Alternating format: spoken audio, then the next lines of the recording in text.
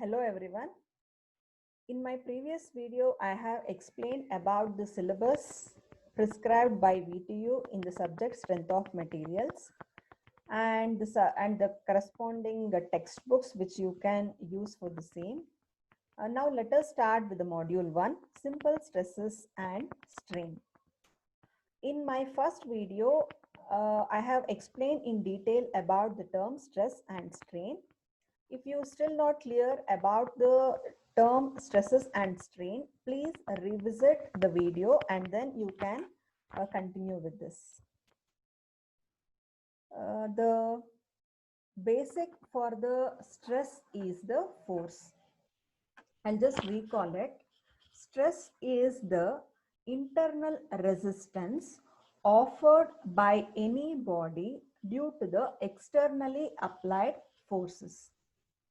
Not only any type of force, it is not just any type of force, it should be a mechanical force. What is a mechanical force? The force which require the physical contact with the object.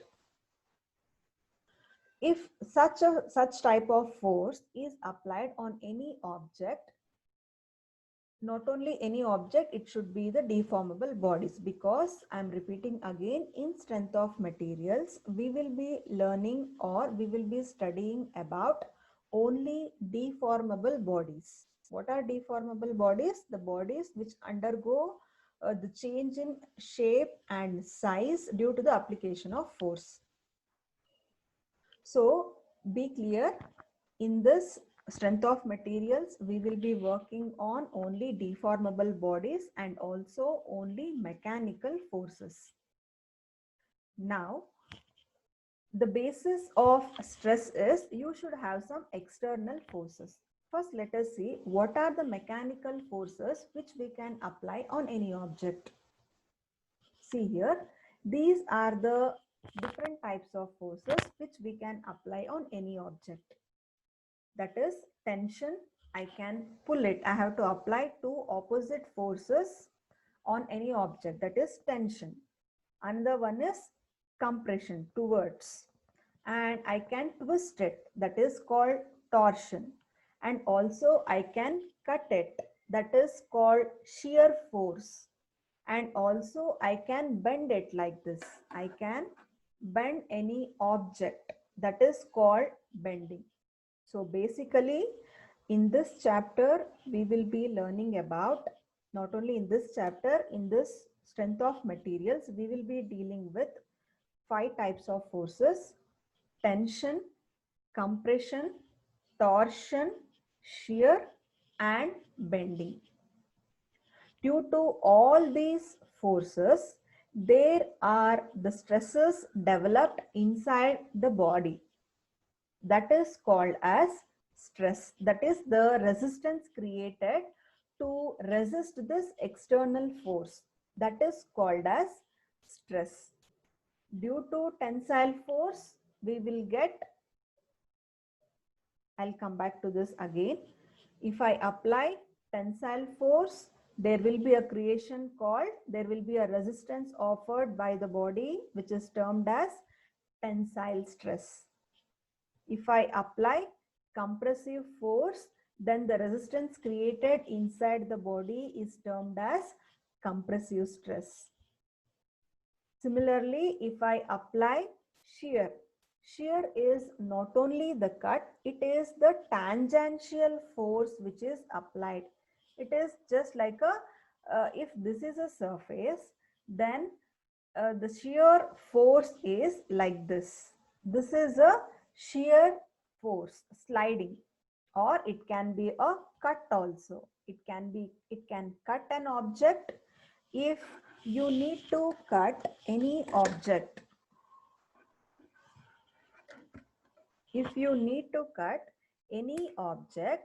there is a shear, there is an application of force which is acting parallel to this surface and this surface. That is shear. That is called tangential force. That is called shear.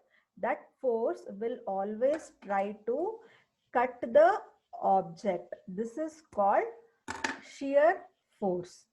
To resist this force up to some extent, there is a resistance created inside the body, which is called tangential stress. I'll explain this with the terms in detail again. Next is bending.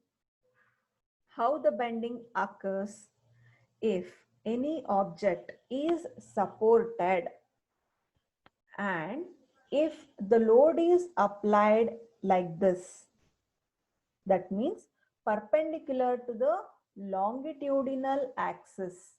What is longitudinal axis?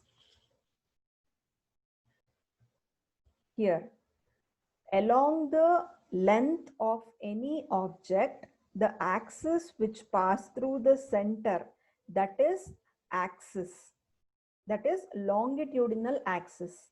This is along the length, the axis which passes is called longitudinal axis, and this is lateral axis. Perpendicular to the longitudinal axis is lateral axis. So what the bending says, when the loads are applied perpendicular to the longitudinal axis of any object, then the bending takes place. So due to any type of force applied on any object, then its corresponding stresses will be developed. This is the summary of the things. Now let us learn in detail about each and every type of stress and its units used to measure it. So I already explained about it. How to measure this stress? Now we learned what is stress. We have understood what is stress, but we need to measure the same. There should be a proper thing to measure the same. So this can be measured using the formula force by area. Stress is nothing but the force which is acting on an object. If on any object, see for example,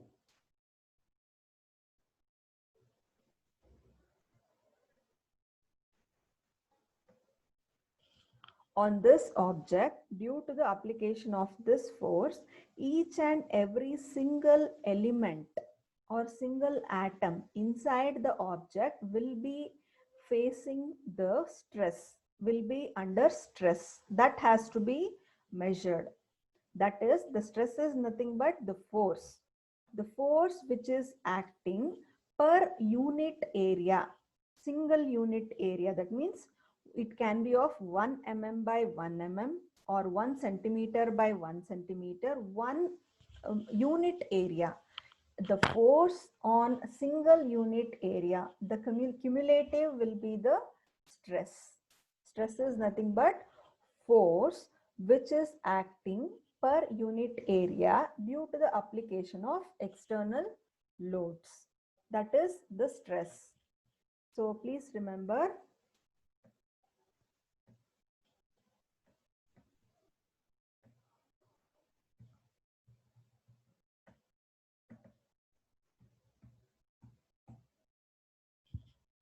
stress is force by area. If you know the force acting per unit area, that itself, by that small element itself, we can know the whole stress in the body. So stress can be measured using the formula force by area. What is the unit then? How will you measure the force? It will be in Newton. How will you measure the area? It will be in meter square. So the stress unit will become Newton per meter square. See. And remember, the stress will be denoted using this symbol sigma. And for the force, we will use the term called P. And cross-sectional area, we will be using capital A. So stress will be Newton per mm square. The unit of stresses, I'm repeating again, please don't forget, Newton per mm square. Force acting per unit area. This is the things which you need to know when the problem starts. 1 Pascal is equal to 1 Newton per mm square. If you need to solve the problem using mm square, then the 1 Newton per mm square is equal to 10 raised to power minus 6 Newton per mm square. And all these detail I'll explain in again when I start with the problems. I'll explain about this units also in detail before I start the problems. Have a look on this. This is the units. Very important thing in strength of material is formulas and its corresponding unit. Please remember.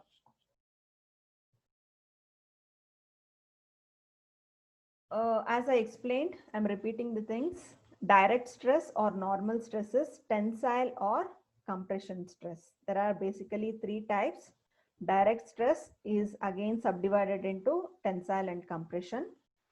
Shear stress, that is also called as tangential stress, and the bending stress. I have already explained this, how the tensile stress happened. Here also, the formula remains the same. Whether it can be of tensile stress, compressive stress, or any type of stress depending on the type of load applied on it, depending on the type of forces applied on it. The formula remains the same. Force by area. If it is tensile stress, tensile force by area. Compressive stress, compressive force by area. And the whatever the type of forces or stresses are there, the corresponding force divided by area, and the units also remains the same.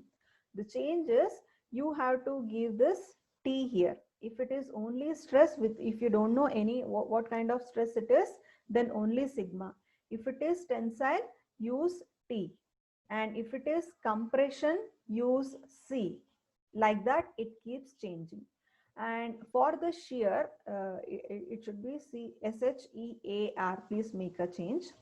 And for the shear stress, we use the term tau. That you should remember here. I'll explain about this shear force and bending moment in module 3 in detail. But you have to know what is this shear stress. I have already explained. It is also called as tangential. It is a cutting force. It can slide like this or like this, which the stress or the force developed tangential to the face of the member. Okay. Next is, as I explained, bending stress. Here you have to observe, when I bend any object like this, if it is a deformable body, that is elastic material, the top, there will be n number of fibers here.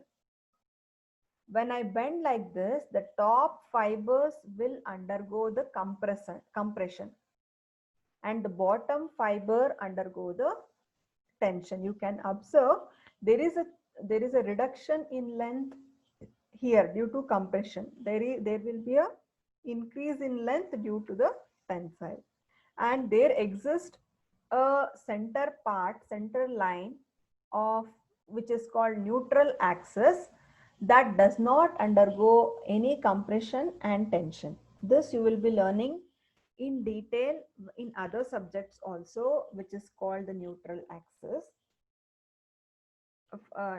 Now be clear with the bending stress. Due to bending, the stresses developed inside the body is called bending stress. Here also bending force by area will give you the bending stress. This is about types of stresses. I'll come back in the next video about the strain. Thank you.